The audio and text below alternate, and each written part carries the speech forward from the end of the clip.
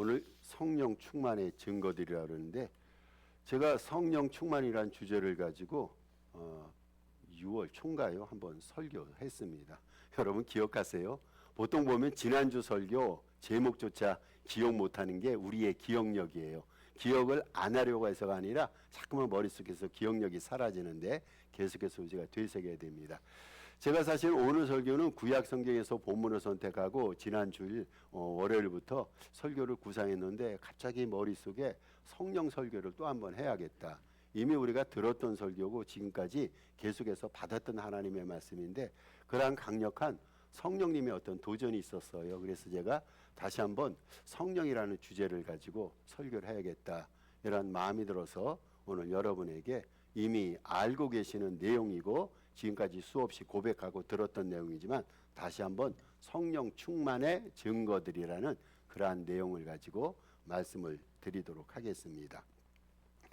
예수님께서 우리에게 부탁하신 것이 있어요. 마지막 부탁입니다. 유언 같은 부탁이기 때문에 예수님에게도 굉장히 중요한 그 부탁은 중요한 것이고 그 부탁을 듣는 예수님의 제자들에게도 정말로 이것이 꼭 이루어졌으면 좋겠다라는 소망과 기대 가운데 들었던 그러한 부탁입니다. 예수님께서 승천하시기 앞서서 마지막으로 부탁하셨던 게 있어요. 마지막으로 부탁하고 당부하셨는데 부탁은 뭐냐면은 땅끝까지 복음의 증인이 되라 그러한 부탁입니다. 그리고 예수님께서 특별히 저들을 위해서 약속하신 것이 있는데 그 약속은 땅끝까지 너희와 함께하겠다. 부탁은 복음의 증인 부탁이에요. 약속은 땅끝까지 함께하겠다. 근데 저는 주님께서 부탁하신 것은 우리가 들어야 되는데 때로는 연약해서 주님의 부탁을 못 들을 때가 있어요. 그렇잖아요. 주님께서 말씀하신 거 우리는 다 들어야 됩니다. 근데 어떤 때는 들으려고 하는데도 내 연약한 부족함 때문에 못 듣는 경우가 있어요. 대신 우리는 하나님께서 약속하신 것은요, 길을 쓰고 그 약속에 대해서 약속이 이루어지는가 기대를 합니다. 그래서 하나님의 약속이 기대되는 것이 참 그게 좋아요. 하나님께서 약속하신 것 같대 우리 주님이 마지막으로 약속하신 것 같은데 땅끝까지 함께하겠다. 근데 주님께서 하늘나라로 올라가시면서 그런 말씀을 하신 거예요.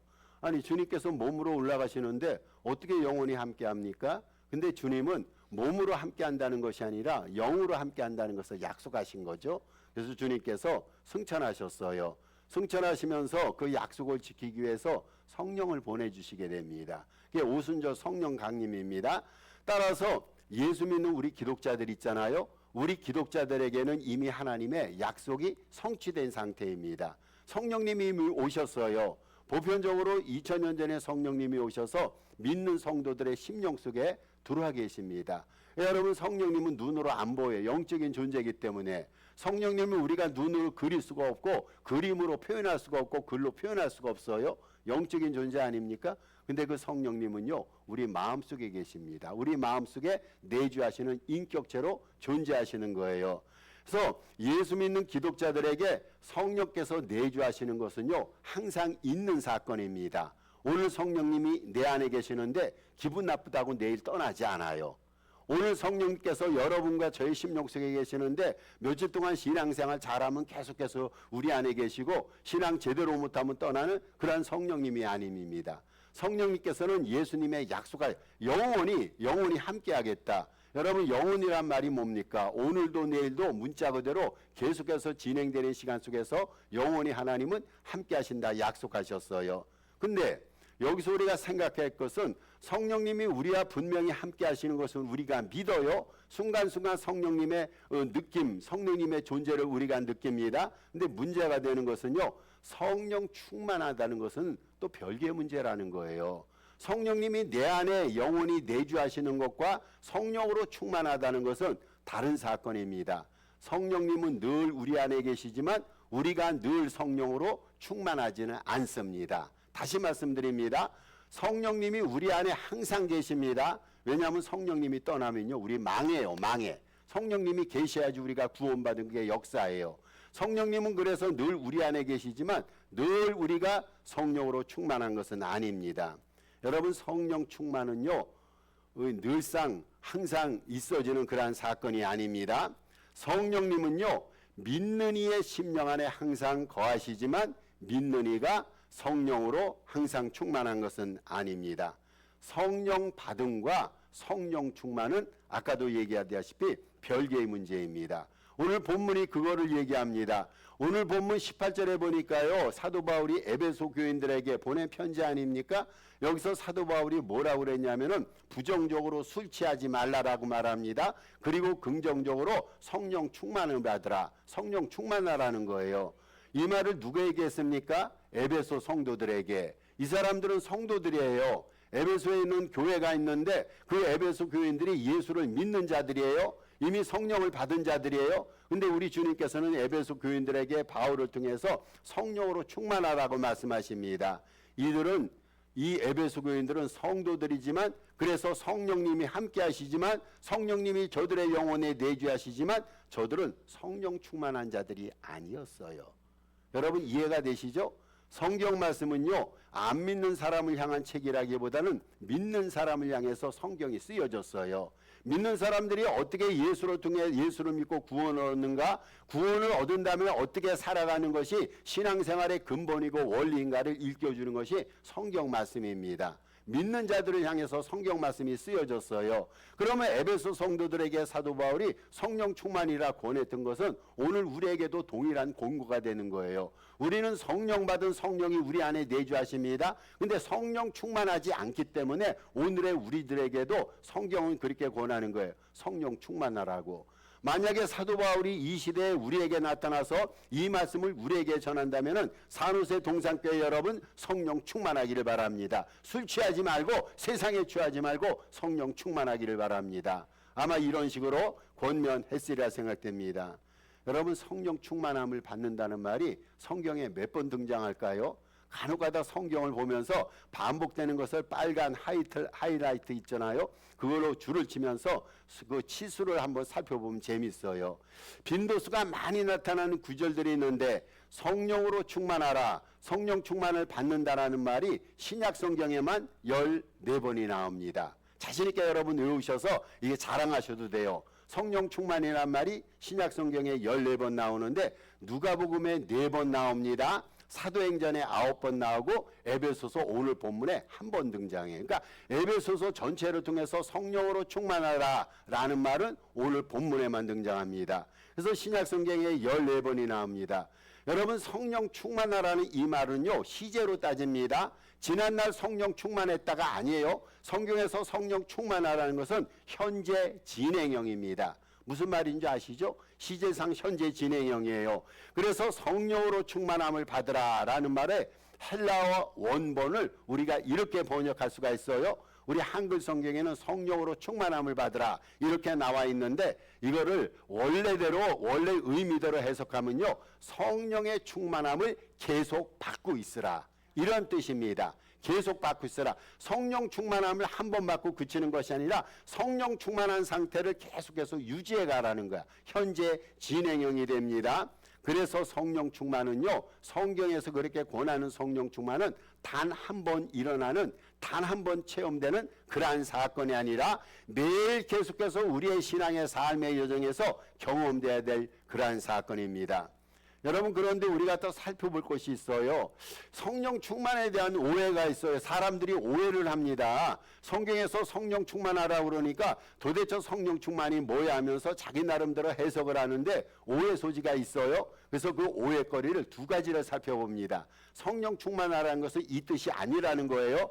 우선 첫 번째 성령 충만에 대한 오해가 있는데, 성령 충만은 이전보다 성령을 더욱 많이 받는 게 아니에요. 여러분 무슨 말씀인지 아시죠? 우리가 성령을 받았어요. 받았는데 성령 충만하라고 그래서 성령 충만이 예전에는 부족해서 더 많이 받아야 했다. 그래서 하나님 앞에 성령 주세요, 성령 주세요 이러는 것이 아니라는 거예요. 성령 충만은요, 이런 식으로 한번 생각해 보십시다.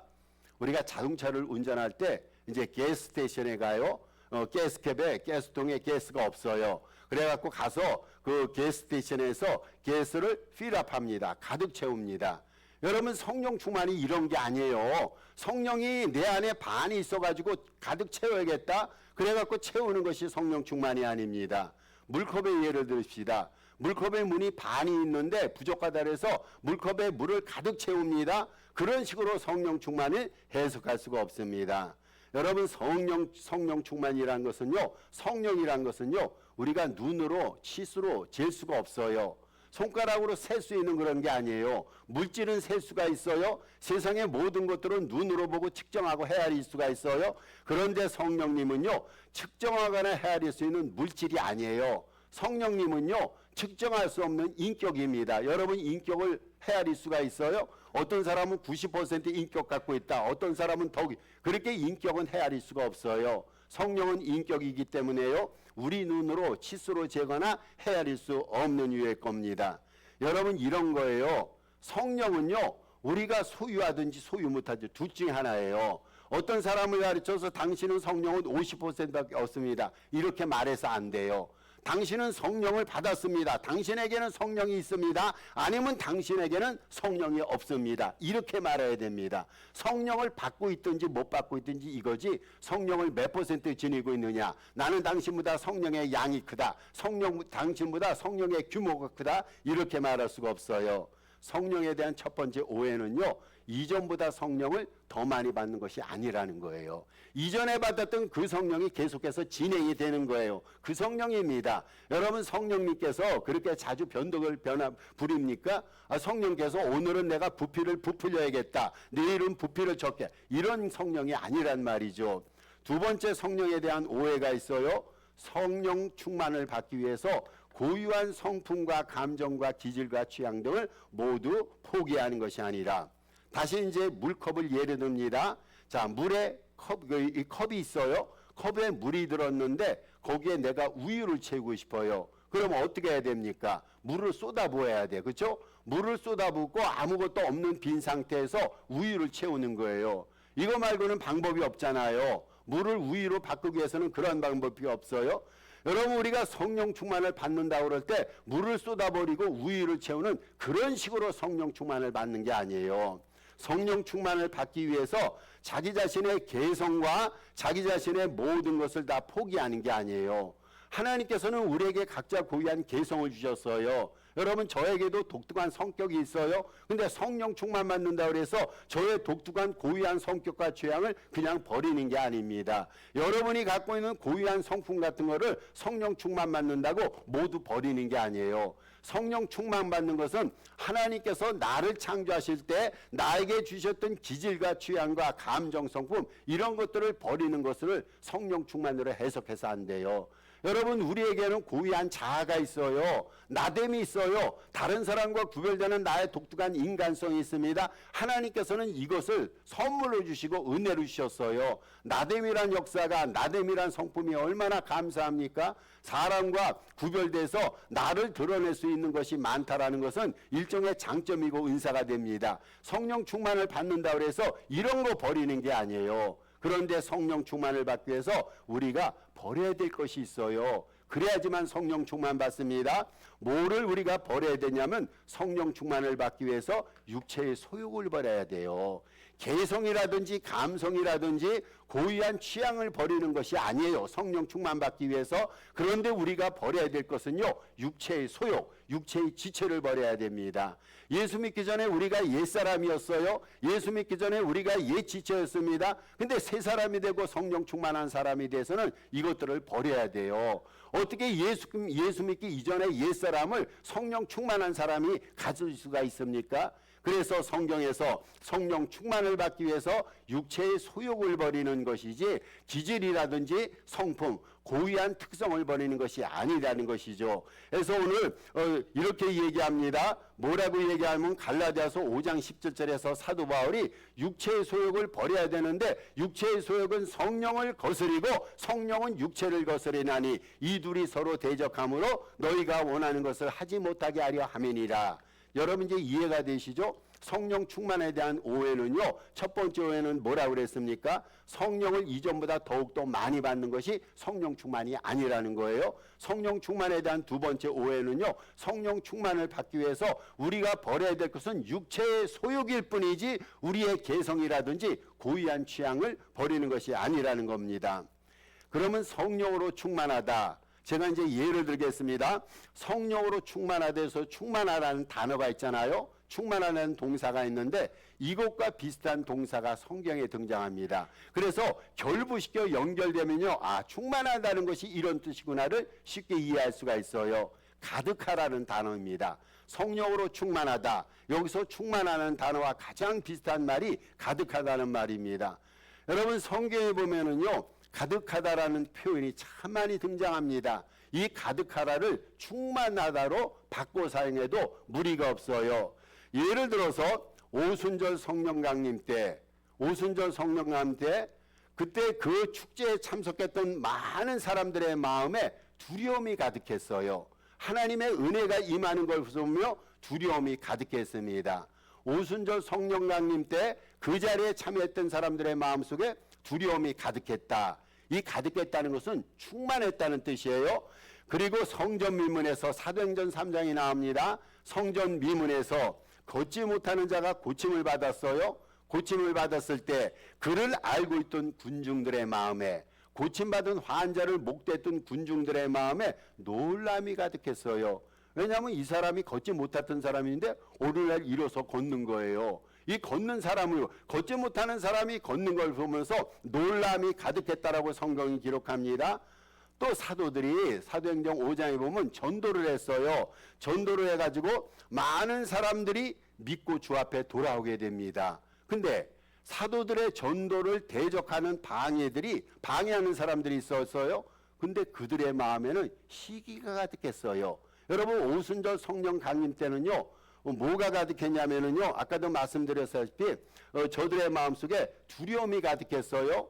그리고 또한 고침받았을 때, 안전병이가 고침받았을 때 놀람으로 가득했다고 말합니다. 그리고 사도들의 전도를 받았을 때 대적들의 마음속에는 시기심으로 가득했어요. 또한 사도 바울이 첫 번째 선교행 가운데 비시디아라는 지역이 있어요. 거기에 안디옥이라는 도시가 있는데 거기서 복음을 전하다가 유대인들에 의해서 추방을 받게 됩니다. 그러니까 사도 바울이 굉장히 안 좋은 그 상황 속에 놓였어요. 복음을 전하다 추방을 받았는데 오히려 사도 바울과 그 일행들은요, 추방을 당하면서도 기쁨이 가득했다라고 말합니다. 그러니까 성경에 보면은요, 시기가 가득했다, 기쁨이 가득했다, 두려움이 가득했다, 놀람이 가득했다라는 등등의 가득했다는 단어가 여러 구절 속에 나옵니다. 여러분, 이 가득했다는 그 구절이 충만하다는 그런 말과 같아요. 그래서 여기서 가득하다는 말은요, 이렇게 표현할 수가 있어요. 감정으로 충만한 상태입니다. 제가 말씀해, 시기가 가득했다, 두려움이 가득했다, 놀람이 가득했다, 기쁨이 가득했다. 이 말이 충만하다는 단어와 같은데 여기서 가득했다는 것은 감정으로 충만한 상태입니다. 여러분, 누군가가 감정으로 충만하면요, 그 감정이 그의 인격을 지배합니다. 그렇잖아요. 우리 감정 내키는 대로 말하고 감정이 내키는 대로 행동하지 않습니까? 대다수가 그렇습니다. 감정으로 충만하면요, 그 감정을 따라가게 돼 있어요. 인격도 따라가고 언어도 감정을 따라갑니다. 행동도 따라가게 됩니다. 그래서 감정으로 충만하다면요, 궁극적으로 그 감정이 우리의 행동을 지배한다는 거예요. 여러분, 예컨대 두려움으로 가득했다는 성경 단어가 있어요. 두려움으로 가득하다는 말은 두려움이 자신의 인격을 지배해서 자신의 행동을 두려운 행동으로 드러나게 했다는 거예요. 두려움에 가득한 사람은요, 움츠러들잖아요. 뭔가를 안 하려고 그럽니다. 피해 다닙니다. 도망 다닙니다. 왜 그렇습니까? 감정이 그렇게 인도하는 거예요. 감정이, 두려움의 감정이요, 그 사람의 인격을 지배하고 그 사람의 인격이 행동까지 지배하는 겁니다. 또 시기심이 가득했다. 우리 지금 공부했어요. 시기심이 가득했다는 말은 시기심이 자기의 인격을 지배하여서 그것이 행동으로 나타나도록 했다. 그래서 시기심이 가득한 사람은요, 말이라든지 행위에 그 시기심이 드러나게 돼 있더라고요. 마찬가지로 우리가 성령으로 충만하다라는 말을 합니다. 충만하다는 말과 가득하다는 말이 비슷하다고 말씀을 드렸어요. 성령으로 충만하다는 것은요, 근본적으로 성령이 우리의 인격을 지배해서 행동을 결정하도록 허용한다는 거예요. 다시 말해서 성령께서, 우리가 성령으로 충만하다는 것은 성령께서 우리의 인격과 삶을 온통 지배한다는 것. 그러니까 성령 충만한 사람은요, 반드시 성령의 뜻만을 따라갑니다. 성령에 복종합니다. 성령의 은혜를 추구하며 성령의 사람이 되고 성령에 속한 사람이 됩니다. 이게 가득하다는 뜻이에요. 이게 충만하다는 말의 의미가 됩니다. 그러면 구체적으로 성령 충만의 증거가 뭘까요? 세 가지 증거를 말씀드립니다. 첫 번째 성령 충만의 증거는요, 성령 충만은 걷는 방식을 통해서 드러납니다. 걷는 방식을 통해서 드러납니다. 여기 갈라디아서 5장 16절에 이렇게 말합니다. 너희는 성령을 따라 행하라. 너희는 성령을 따라 행하라고 말합니다. 이것을 영어 성경에서는요, walk in the spirit, 이것을 성령 안에서 살아야 된다라고 표현을 합니다. 물론 영어 버전에는요, 여러 가지가 있지만 제가 찾은 번역에 보면은요, walk in the spirit, 성령 안에서 성령을 따라 걸으라 라고 말합니다. 여러분, 우리 인생을요, 이제 한번 비유해 보십시다. 우리 인생을 걸음걸이에 비유합니다. 인생을 우리가 여정이라고 말합니다. 여행길 아닙니까? 걸어가는 여행길을 여정, 인생길이라고 말하는데, 이렇게 우리가 인생을 여정에 비유할 때, 걸음걸이에 비유할 때 걸어가는 방식이 있어요. 사람마다 걸어가는 방식이 다 달라요. 걸어가는 방식이 그 사람의 삶의 내용이고 실체라는 거예요. 그 사람이 어떻게 걷는가를 바라보면요, 그 사람을 알 수가 있어요. 걸어가는 방식이요, 예수 믿는 사람이 걸어가는 방식이 있어요. 안 믿는 사람과 독특한 걸어가는 방식이 있는데, 그 방식을 볼 때 이 사람이 성령으로 충만한 사람이구나, 성령 충만치 못한 사람이구나, 그걸 증가한다라고 말합니다. 여러분, 우리에게 올바른 삶의 방향을 가르쳐주고 올바른 행동의 동기를 부여해주고 올바른 발걸음을 결정해주는 것이 누구입니까? 그분이 성령님이에요. 그분이 성령님. 성령님께서 올바른 동기를 우리에게 허락하시는 거예요. 모든 삶에는 동기가 필요합니다. 선한 동기로 일을 해야 돼. 악한 동기를 가지면 아무리 결과가 좋아도 하나님 앞에 영광이 되지 않은데, 성령님께서는요, 우리의 동기가 올바른 동기가 될 수 있도록 성령님이 올바른 동기를 부여해 줍니다. 여러분, 성령님께서요, 올바른 삶의 방향을 정해주시는 거예요. 그러니까 성령님을 따라 걷다 보면요, 실족치 않아요. 왜냐하면 성령님께서 방향을 제시해 주시거든요. 성령님께서요, 올바른 삶의 발걸음을 결정해 주시는 유일한 분이 됩니다. 그래서 우리가 성령 안에서 걷는다는 것을요, 조금 더 구체적으로 얘기하면 사랑 안에서 걷는 거예요. 사랑 안에서. 왜냐하면 성령은 사랑의 영 아닙니까? 그래서 사랑 안에서 걷는 것이 성령 안에서 걷는 거예요. 또 성령은 빛이기 때문에요, 성령 안에서 걷는다는 것은요, 빛 안에서 걷는다는 걸 의미합니다. 우리가 성령의 인도하심을 따라 걷다 보면요, 우리의 모든 삶은 빛이 되고 사랑으로 채워지는 거예요.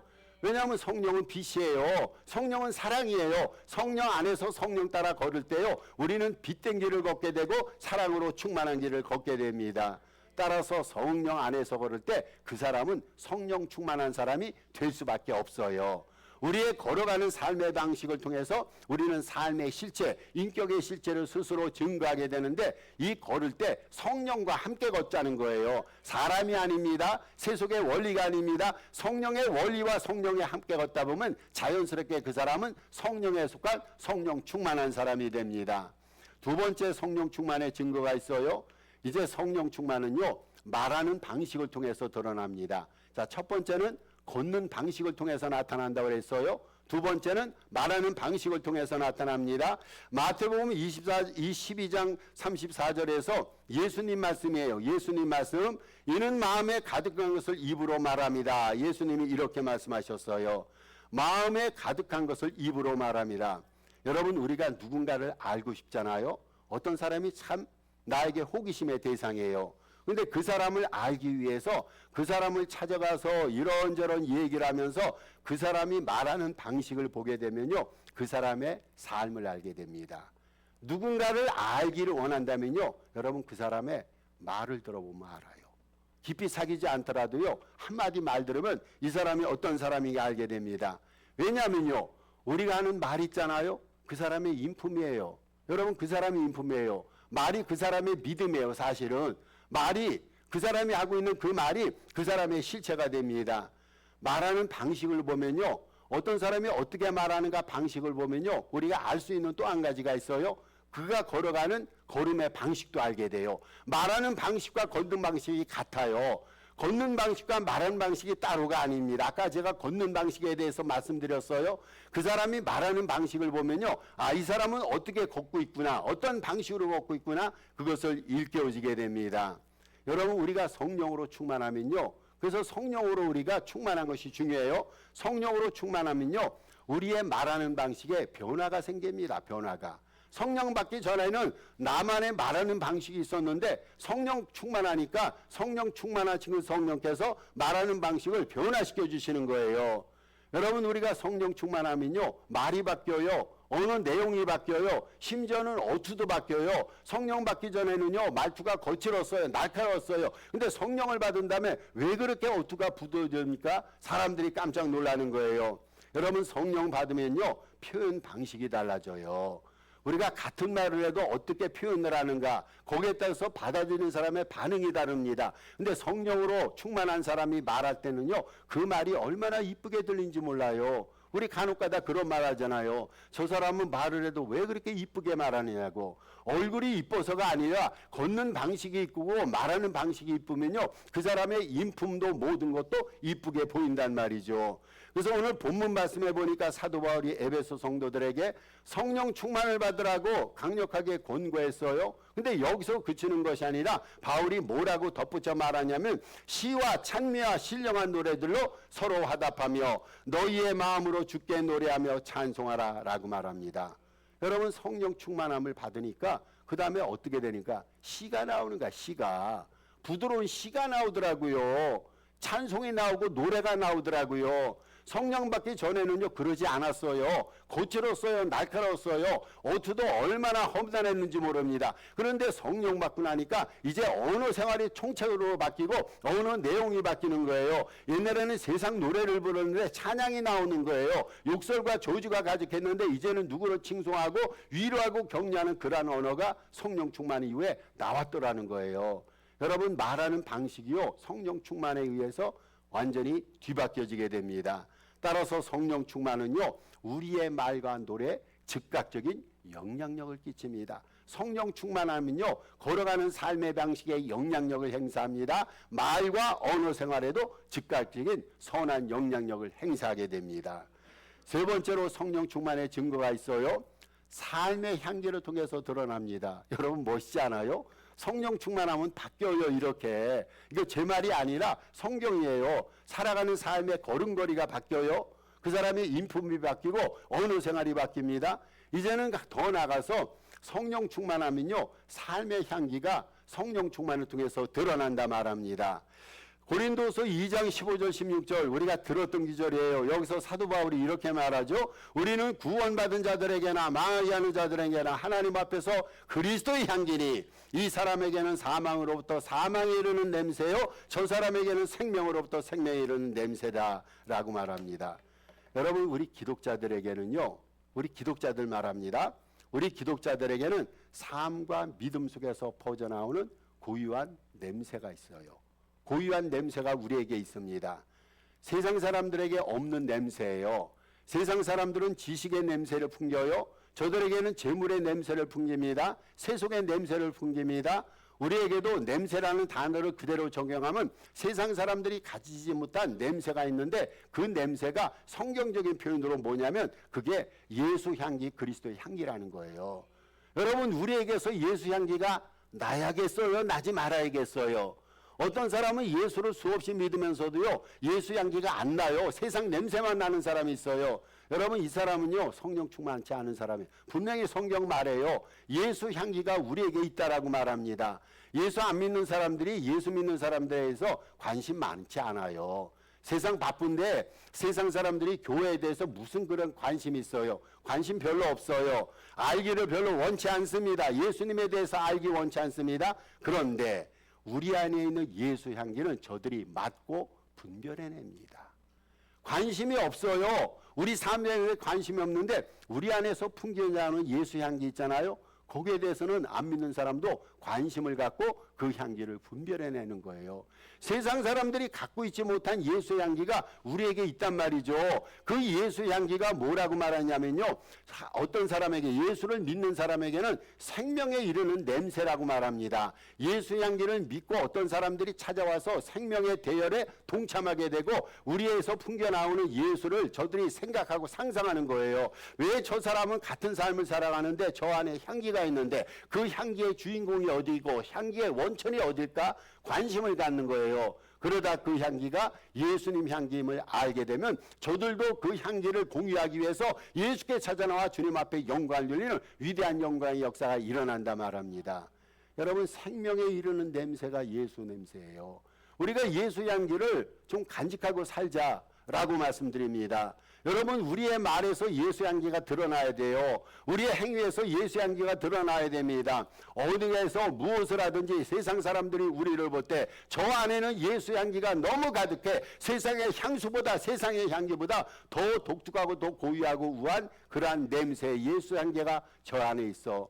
저는 우리 산호세 동산교회가요, 부족해요, 연약해요. 뭐 별로 가진 거 없어요. 사람도 적고 가진 거 없습니다. 그러나 이 안에 예수 향기가 가득해서 우리가 예수 향기를 담고 세상 처처에서 이 향기를 아름답게 발산하는 예수 향기의 증거자가 되기를 바랍니다. 여러분, 그러면 승리하는 교회가 아닙니까? 예수 향기가 우리 삶 속에서 우러나고 교회에서 우러나고 이 향기이기 때문에 세상 사람들이 향기를 맡고 생명으로 돌아오면 이게 하나님께서 우리 교회에게 주신 존재의 목적이 아닙니까? 이러한 교회의 존재의 목적, 예수 향기를 퍼뜨리는 저와 여러분 되시기를 주님의 이름으로 부탁을 드립니다. 여러분, 성령 충만, 결론을 짓습니다. 성령 충만은요, 좋은 사람 되는 게 아니에요. 단지 좋은 사람 되는 게 성령 충만 아니에요. 물론 좋은 사람도 돼야 됩니다. 근데 이것만이 성령 충만의 정의가 아니에요. 심성이 곱고 마음이 따뜻한 사람이 되는 거, 이게 성령 충만의 정의가 아니에요. 여러분, 성령 충만은 이런 겁니다. 성령 충만은 주님의 인격이 우리 안에서 형성돼서 우리도 그분처럼 되어가는 거, 우리도 예수님처럼 되어가는 거. 여러분, 이게 성령 충만이에요. 예수님의 영으로 충만해서 세상 사람들이 우리를 바라볼 때 저 사람은 작은 예수야, 저 사람 안에는 예수님이 있고 저 교회는 예수님이 있어. 이게 성령 충만입니다. 성령 충만의 이 귀대한 역사를 말씀과 기도 생활, 주님의 말씀에 헌신하고 순종을 통해서 성령 충만의 위대한 그 경지에 다 도달하는 저와 여러분 되시기를 주님의 이름으로 축복합니다. 오늘 우리 주신 말씀 기억하시고 10월 중에 기도 제목이 있습니다. 합심해서 한